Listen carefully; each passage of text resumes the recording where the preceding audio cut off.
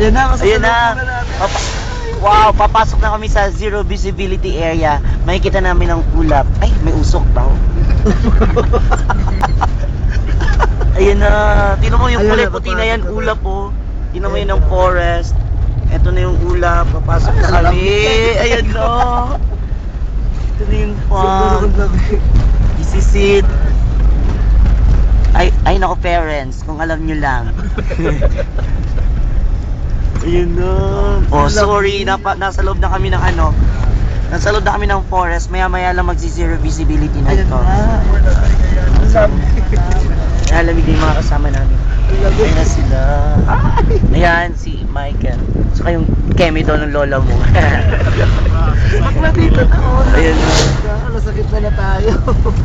Oh, diba? Alam, sarap ng lamig.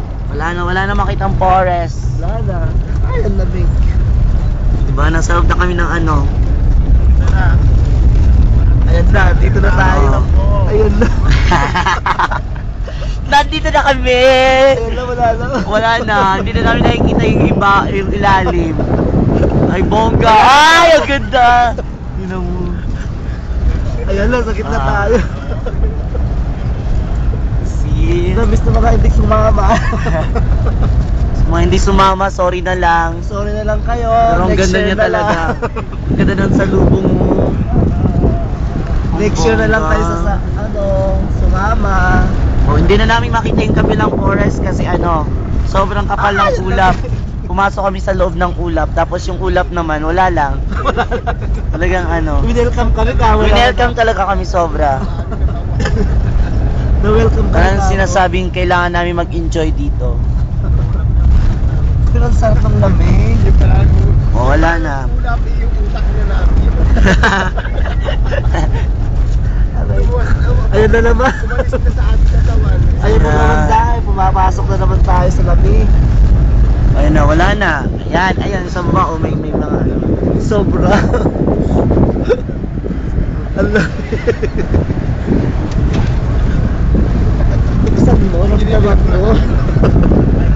Ayan, oh, ang ganda tayo. Ay! Ang sarap. Oh, ang lamig-lamig na dito, sobra. Ganda sa baba, oh. Ay po. Ayan, ang ganda tayo. Kuya, may tataas pa tayo. Kung pag ito umakyat pa ay bongga na talaga dahil. Ikikwento ko na talaga yung tipong pakyat kami, akala mo yun na yun. Ay, ang galing, ayan. Sobra. Tignan mo mga kanong mga ito. Oo. Hello! Si Tito Max, ayan, ang ulap. Si Kuya yan yung driver namin. Ayan.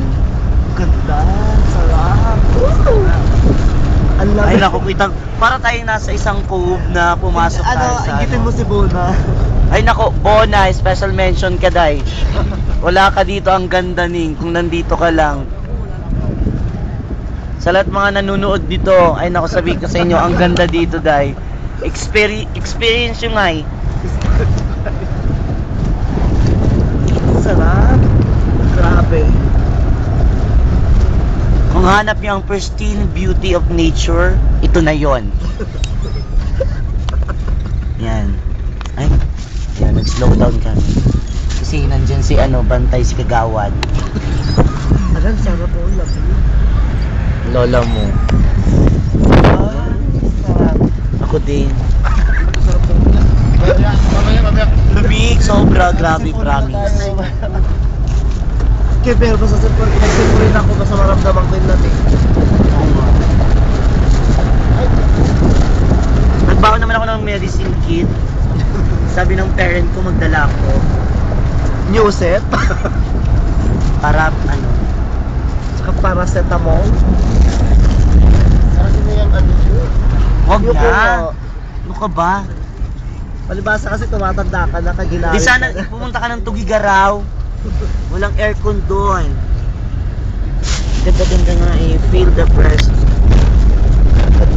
Ang haba naman ng ulap. Ito ang advantage ng isang tourism kasi you can travel anywhere na talagang ma-feel mo yung attraction. Somehow yung iba wala sila eh, parang walang pakialam. Pero ito talaga pag nakita nyo yung lugar na to, ay nako. Pagdating sa coolness, yung ambience, pati yung yung nature, Buti nakasama. ang galing, ang galing. Grabe oh. Nasa pinakatuktok na kami ng tuktok ng bundok. Sobrang tuktok na siya. Sa ilalim ay nadaanan na namin paakyat-akyat. Pag umakyat pa to ng isa ay nako, iba na to. Hindi mo mapipili talaga, no? Yung makakatanaw mo.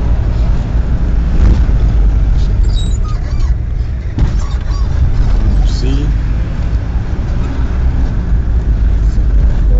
O yan, itong area na to parang magko-connect kami from one mountain to another para makapag-transfer kami din, iikot na naman ng another mountain.